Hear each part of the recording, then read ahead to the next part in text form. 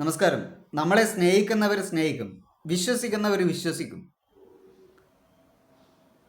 അല്ലാത്തവരുടെ മുന്നിൽ നമ്മൾ നമ്മുടെ കാര്യങ്ങൾ പറഞ്ഞ് അതിൻ്റെ സത്യാവസ്ഥ ബോധ്യപ്പെടുത്താൻ ശ്രമിച്ച് ബുദ്ധിമുട്ടേണ്ട ആവശ്യമൊന്നുമില്ല.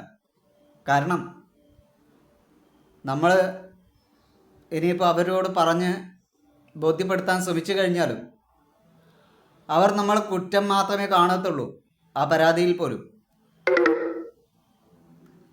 അതുകൊണ്ട് മറ്റുള്ളവരുടെ മുന്നിൽ നമ്മുടെ നിരപരാധിത്വം തെളിയിക്കാൻ വേണ്ടിയിട്ട് നമ്മളുടെ വില കളയേണ്ട ആവശ്യമില്ല. നമ്മളെ വിശ്വസിക്കുന്നവരും നമ്മുടെ സ്നേഹിക്കുന്നവരും നമ്മളെ മനസ്സിലാക്കുകയും ചെയ്യും, അവർ കൂടെ നിൽക്കുകയും ചെയ്യും.